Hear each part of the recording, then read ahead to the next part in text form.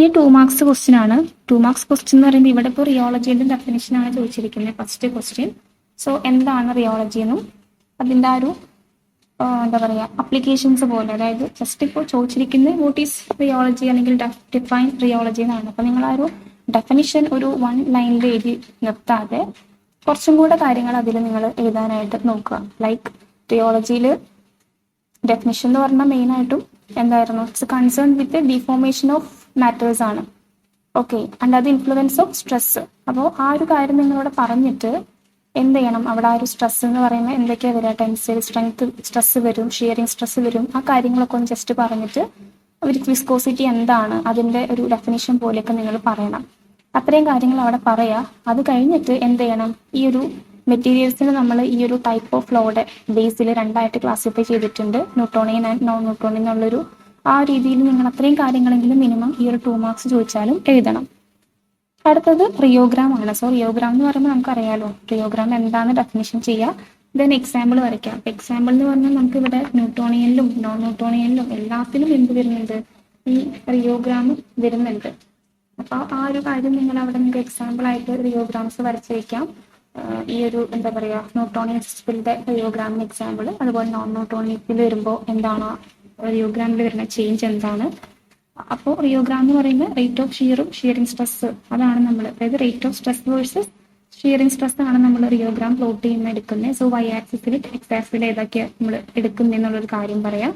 ഇനി റിയോഗ്രാം വരയ്ക്കുമ്പോൾ വരുന്ന ഒരു അവിടെ വരുന്ന ഷേപ്പുകൾ ഓരോന്നനുസരിച്ചും ഓരോ ഫ്ലോ അനുസരിച്ചും ആ ഷേപ്പിൽ വരുന്ന വ്യത്യാസങ്ങൾ അതൊക്കെ ജസ്റ്റ് മെൻഷൻ ചെയ്തു പോവാം. ഈ റിയോഗ്രാം ഈ ഒരു ടോപ്പിക് അല്ലെങ്കിൽ റിയോളജി ചാപ്റ്ററിൽ എവിടെയൊക്കെ റിയോഗ്രാംസ് വരുന്നുണ്ടോ അതൊക്കെ നമുക്ക് എക്സാമ്പിൾ ആയിട്ട് ഇതിനകത്ത് ഇൻക്ലൂഡ് ചെയ്യാം.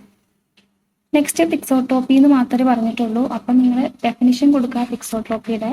ആഫ്റ്റർ ഡെഫിനിഷൻ മെഷർമെന്റ് ഓഫ് പിക്സോട്രോപ്പി, എങ്ങനെയാണത് മെഷർ ചെയ്യുന്നത്, അങ്ങനത്തെ കുറച്ച് കാര്യങ്ങളും കൂടെ നിങ്ങൾ അവിടെ എഴുതണം. നെക്സ്റ്റ് പ്ലഗ് ഫ്ലോ ആണെങ്കിലും ഇതുപോലെ തന്നെ അതിന് ഡെഫിനിഷൻ കൊടുക്കുക.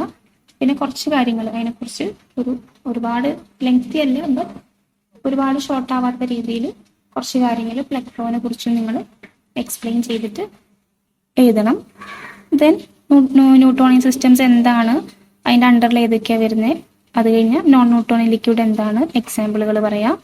അതെല്ലാം ആ രീതിയിൽ ക്വസ്റ്റ്യൻസ് അറ്റൻഡ് ചെയ്യണം. ദെൻ ഡൈലാറ്റന്റ് ഫ്ലോയും എക്സാമ്പിളാണ് പറഞ്ഞിരിക്കുന്നത്. അപ്പോൾ ഡൈലാറ്റന്റ് ഫ്ലോ എന്താണെന്ന് ഡിഫൈൻ ചെയ്യുക, റിയോഗ്രാം വരയ്ക്കുക, ഇക്വേഷൻ എഴുതുക, എക്സാമ്പിൾ കൊടുക്കുക. പ്ലാസ്റ്റിക് ഫ്ലോ സെയിം തന്നെ. ദെൻ കൈനമാറ്റിക് വിസ്കോസിറ്റി എന്താണെന്ന് ചോദിച്ചിരിക്കുന്നത്. സോ അത് എന്താണ് ഡിഫൈൻ ചെയ്തിട്ട് ഇക്വേഷൻസ് ഉണ്ടെങ്കിൽ ഇക്വേഷൻസ് എഴുതണം. ദെൻ അടുത്തതെന്ന് പറഞ്ഞു കഴിഞ്ഞാൽ ഫാക്ടേഴ്സ് അഫക്റ്റിംഗ് വിസ്കോസിറ്റി. അപ്പോൾ നിങ്ങളൊരു 3-4-5 ഫാക്ടേഴ്സ് എഴുതിയിട്ട് അതിൽ നിന്നും ഒരു 2-3 ഫാക്ടറിനെ കുറിച്ച് ഇൻ ഡീറ്റെയിൽ ആയിട്ട് ഒരു 2-4 സെന്റൻസിൽ അതിനെക്കുറിച്ച് എക്സ്പ്ലനേഷനും കൂടെ അവിടെ നിങ്ങൾ കൊടുക്കണം. ദെൻ വിസ്കോസിറ്റി ഓഫ് ലിക്വിഡിൽ ഉള്ള ടെമ്പറേച്ചറിന്റെ ഇൻഫ്ലുവൻസ് എന്താണ്, ആ ഒരു കാര്യം നിങ്ങൾക്ക് പറയാം. അപ്പോൾ അവിടെ നിങ്ങൾ ആ ടെമ്പറേച്ചർ എങ്ങനെയാണ് അതിനെ ഇൻഫ്ലുവൻസ് ചെയ്യുന്നതെന്നുള്ളൊരു റീസൺ. ടെമ്പറേച്ചർ കൂടുമ്പോൾ എന്താ സംഭവിക്കുക, വിസ്കോസിറ്റി കുറയാണ് ചെയ്യുന്നത്. അപ്പോൾ അതൊരു ഇൻവേഴ്സ് പ്രൊപ്പോർഷനാലിറ്റി ആണ്. Then temperature is increases, viscosity is decreases, അങ്ങനെയല്ലേ വരുന്നത്.